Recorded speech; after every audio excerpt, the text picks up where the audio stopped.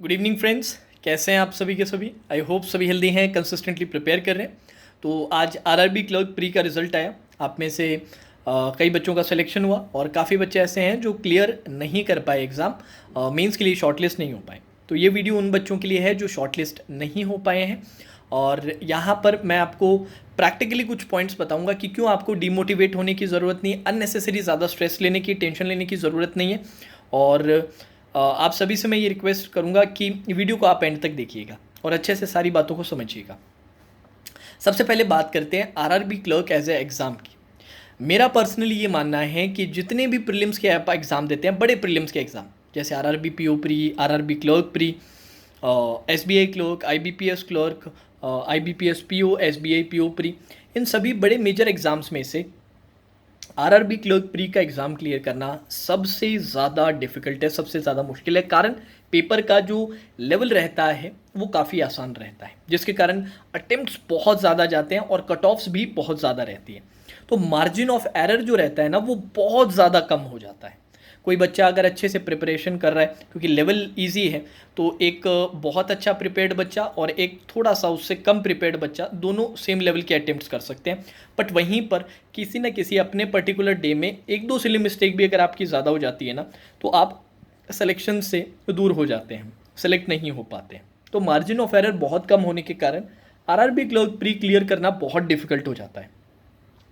Even S B I P O pre से भी अगर मुझे ऑप्शन दिया जाए कि यार आरआरबी क्लर्क प्री करना आसान है या S B I P O pre, मेरा मानना है दोनों को कंपेयर करो तो S B I P O pre आपका ज़्यादा ईजी है इसके कंपैरिजन में। ठीक है, तो ये आपको बिल्कुल एक तरह से इंडिकेशन नहीं लेना कि यार मेरे आरआरबी क्लर्क प्री क्लियर नहीं हुआ तो मेरे आगे के कोई एग्ज़ाम्स क्लियर नहीं होंगे। ऐसे बहुत सारे मेरे पास स्टूडेंट्स हैं, बहुत सारे ऐसे एग्जाम्पल्स हैं, ऐसे काफ़ी सारे बच्चे हैं जिन्होंने S B I P O का फाइनल सिलेक्शन लिया है, सिर्फ प्री नहीं, मेंस नहीं, इंटरव्यू नहीं, सारी चीज़ें क्लियर की है, बट आरआरबी क्लर्क प्री का एग्ज़ाम नहीं क्लियर कर पाए थे। तो ये कोई इंडिकेशन नहीं है। और इसको बैक करते हुए मेरे पास कई ऐसे डेटा हैं, कई ऐसे स्टूडेंट्स हैं जो आरआरबी क्लर्क प्री नहीं क्लियर कर पाए थे बट आगे बाकी एग्जाम्स में अच्छा किया था उन्होंने। पहला पॉइंट। दूसरा पॉइंट ये कि जितने भी मेजर एग्जाम्स हैं उनमें से सबसे पहला रिजल्ट आपके सामने आया है। इसके बाद आरआरबी पीओ प्री का रिजल्ट है, आईबीपीएस क्लर्क प्री का है, आईबीपीएस पीओ प्री का एग्जाम है, एसबीआई पीओ प्री का एग्जाम है। छोटे एग्जाम्स देखें तो नाबार्ड डीए है, आपके एफसीआई का एग्जाम है और भी छोटे मोटे एग्जाम्स हैं। तो अपॉर्चुनिटीज़ बहुत सारी हैं। ठीक है, बहुत सारी अपॉर्चुनिटीज़ है। पहले ही पड़ाव पे, पहली बड़े एग्ज़ाम के रिजल्ट पे अगर आप डिमोटिवेट हो जाएंगे तो आगे का सफ़र निकालना पॉसिबल नहीं है। मेंटली स्ट्रांग होना बहुत बहुत ज़रूरी है। कंपटीशन एग्ज़ाम 70% मेंटल स्ट्रेंथ होता है और 30% स्किल्स होता है। जो मेंटली अपने आप को स्ट्रांग रख पाते हैं ना, वही बच्चे थ्रू आउट डिफरेंट एग्जाम्स में फाइट कर सकते हैं। ऐसा नहीं कि साल में एक ही एग्ज़ाम देना है और उस एग्ज़ाम के बाद और कुछ नहीं है। अपने 6 से 7 एग्ज़ाम्स देते हैं और हर एग्ज़ाम के रिजल्ट पे अगर आप डिमोटिवेट होते जाएंगे तो नेक्स्ट एग्ज़ाम में कभी अपना बेस्ट नहीं दे पाएंगे। तो ये बात आप अच्छे से दिमाग में डाल लीजिए कि जस्ट बिकॉज मेरा आरआरबी क्लर्क प्री जो पहला बड़ा एग्जाम है उसमें पॉजिटिव रिजल्ट नहीं आया तो बाकियों में नहीं आएगा। ये आप अगर आप मान लोगे तो फिर आगे भी आप अच्छा नहीं कर पाओगे। ठीक है, अब हमें करना क्या है, हमारा आगे कोर्स ऑफ एक्शन क्या रहना चाहिए। आगे भाई हमारे आरआरबी पीओ प्री के रिजल्ट का वेट कर रहे हैं, आईबीपीएस क्लर्क प्री के रिजल्ट का वेट कर रहे हैं, तो इनके लिए रेस्पेक्टिव मेंस की प्रिपरेशन कर रहे हैं, साथ ही साथ आईबीपीएस पीओ प्री की तैयारी कर रहे हैं। तो उसमें अच्छी तरीके से डेडिकेशन के साथ करें।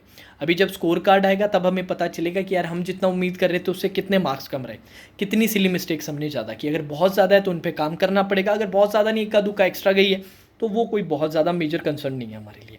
ठीक है, और यार आपको इस तरीके से देखना है, ये जब कोई भी बच्चा बैंक एग्ज़ाम की तैयारी करता है ना, उसको एक अपॉर्चुनिटी की तरह मत देखा करो। आप इस तरह से देखा करो कि यार मेरे सामने 6 या 7 मौके हैं और किसी एक मौके पे ही मुझे अपना 100% थ्रू आउट इसको क्लियर करना है और मेरा जॉब पक्का हो जाएगा। ऐसा नहीं कि सारों पे करना ज़रूरी है। काफ़ी बच्चे होते हैं जो मल्टीपल एग्जाम्स क्लियर करते हैं बट एक भी रिक्रूटमेंट आप थ्रू आउट पूरा कंप्लीट कर देते हैं तो आपका जॉब लग जाता है। अब ऐसा तो है नहीं कि जो जो दो दो तीन तीन रिक्रूटमेंट क्लियर करते हैं उनको दो दो तीन तीन जॉब मिल रहे हैं या 2-3 जॉब के बराबर की सैलरी मिल रही तो एक जॉब की सैलरी है, एक ही जॉब कर रहे हैं। तो बात तो वही आ जाती है कि अपने पास 6 मौके हैं और 6 में से किसी एक अटेम्प्ट पे अपने को अपना बेस्ट निकालना है। बिल्कुल जैसे जैवलिन थ्रो वाला मैं एग्जांपल आपको देता हूँ कि कई मौके मिलते हैं, एक मौके पे अपना बेस्ट फेंक लो, मिडल आपका सिक्योर हो जाएगा। उसी तरीके से आप लोगों के लिए भी 6-7 मौके हैं, एक पे आपको बेस्ट अपना करना है और आपका जो सिलेक्शन है वो सिक्योर हो जाएगा। तो इस बात को ध्यान रखो यार, आपने मेहनत की है, उससे कॉन्फिडेंस लो, उस पर विश्वास रखो। पहले ही पड़ाव पे आके, पहले ही मेजर टेस्ट पे आके अगर आप डिमोटिवेट हो जाओगे जस्ट बिकॉज के रिजल्ट आपके फेवर में नहीं गया, तो बाकियों के लिए कैसे उतना अच्छे से फाइट कर पाओगे। और आगे तो बहुत सारे रिजल्ट आएंगे और ज़्यादातर रिजल्ट ऐसे होंगे जिनमें आप फेल होंगे। ये बात आपको पहले ही बता रहा हूँ। इवन जो सेलेक्टेड कैंडिडेट्स होते हैं उनके भी ज़्यादा फेलियर्स होते हैं, सक्सेस कम होते हैं। तो सक्सेसफुल वो बंदा होता है जो फेलियर होने के बाद भी खुद को उठा पाता है, उन गलतियों से सीख के आगे बढ़ पाता है। क्योंकि फेलियर तो सबको देखना ही पड़ता है। और बैंक एग्जाम की तैयारी जब आप करते हो तो एक साल में आपको अगर 7 अटेम्प्ट दे रखे हैं तो ज़्यादातर आपके 4 से 5 तो फेलियर से ही होते हैं। इवन फॉर सेलेक्टेड कैंडिडेट्स एक आध रिक्रूटमेंट में वो सक्सेस अचीव कर पाते हैं।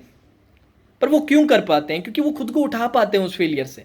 तो वो आपको सीखना पड़ेगा, वो मेंटल स्ट्रेंथ लानी पड़ेगी। क्योंकि जैसे मैंने कहा 70% मेंटल स्ट्रेंथ है, 30% स्किल्स है। ये नहीं ला पाओगे तो टैकल नहीं कर पाओगे। और बहुत ही प्रैक्टिकली सारी चीज़ों को मैंने समझाया। ये जो मैं पिछले 2 साल से 2020 और 21 से जब से मैंने पढ़ाना स्टार्ट किया बैंक एग्जाम्स कैटेगरी के लिए, 2020 और 2021 में दोनों में मैंने देखा था। और 2022 में इस बार भी मैं यही चीज़ें देखूंगा, मुझे पूरा विश्वास है। ठीक है जी। तो बिल्कुल परेशान होने की ज़रूरत है नहीं, बिल्कुल टेंशन लेने की ज़रूरत नहीं। अपनी पढ़ाई आगे चालू रखो, मेंस की बढ़िया प्रिपेयर करो। मेंस के लिए ऑलरेडी फ्री क्लासेस चल रही हैं, साथ ही साथ पेड कंटेंट भी चल रहा है। अगर आप पेड खरीदना चाहते हो, डेडिकेट तरीके से पढ़ना चाहते हो, तो IBPS क्लर्क मेंस और जो अच्छे लेवल के PO मेंस लेवल के एग्जाम है उनके लिए एक कॉम्बो है छोटा सा, अभी तक मैंने रिलीज़ किया है, जो विद्या बैच जिसमें मेंस लेवल कंसेप्ट और M3 वॉल्यूम 1 जिसमें मेंस लेवल प्रैक्टिस है। दोनों को मिला के 400 रुपीज़ का रीजनिंग का ये कोर्स है। अब कोई बच्चा RRB PO मेंस को टारगेट कर रहा है तो उसके लिए क्या है, उसके लिए 300 रुपये का क्वांट्स और रीजनिंग का एक कोर्स है जिसमें 10 सेशन क्वांट के 10 सेशन रीजनिंग के। हर सेशन में पूरा पेपर डिस्कस करवाया जा रहा है। ये मात्र 300 रुपये का है। अब ऐसा है कि सर बार बार कोर्स नहीं खरीदना चाहते, एक बार एनुअल सब्सक्रिप्शन 1 साल का जो भी आपका कंटेंट है वो सब मिल जाए हमें, उसके लिए क्या तरीका है? उसके लिए आपको मम्मी सब्सक्रिप्शन खरीदना पड़ेगा। आप अगर मेरे ऐप और वेबसाइट पे जाओगे तो मम्मी सब्सक्रिप्शन, एनुअल सब्सक्रिप्शन करके एक ऑप्शन मिलेगा। वहाँ पर आपको 1,500 रुपये का पेमेंट करना है और साल भर में जो भी चीज़ें आएंगी, जो भी मेरे पेड कोर्सेज रहेंगे, सिंग सर के रहेंगे, वो सब उसमें इंक्लूडेड होंगे। तो और ज़्यादा देरी मत करो, इन्वेस्ट करो। और जो प्लानिंग है, प्लानिंग आपने ऑलरेडी कर रखी है, उस पर काम करो। डीमोटिवेट मत हो यार, डीमोटिवेट होगे ना तो चीज़ें आगे की बहुत मुश्किल हो जाएंगी। ठीक है, तो खुद पे थोड़ा विश्वास रखो, खुद पे थोड़ा कॉन्फिडेंस रखो। एक चीज़ मैं हमेशा बच्चों से कहता हूँ कि खुद से हमेशा ये कहा करो कि आज नहीं, कल नहीं, मे भी शायद सर अगले हफ्ते भी नहीं, बट एक दिन ऐसा ज़रूर आएगा जिस दिन मैं सिलेक्शन लूँगा। एक दिन ज़रूर ऐसा आएगा जब मैं अपना गोल अचीव कर लूँगा। एक दिन ज़रूर ऐसा आएगा जब मुझे अपना जो जॉब है, जो मैंने इतनी मेहनत की है, उसका फल मुझे ज़रूर मिलेगा। आज नहीं मिलेगा, कल नहीं मिलेगा, परसों भी शायद ना मिले, उसके 1 हफ्ते बाद भी ना मिले, पर एक दिन ऐसा ज़रूर आएगा। उस विश्वास के साथ आगे बढ़ो। ठीक है जी। तो that's all for today session. Take care.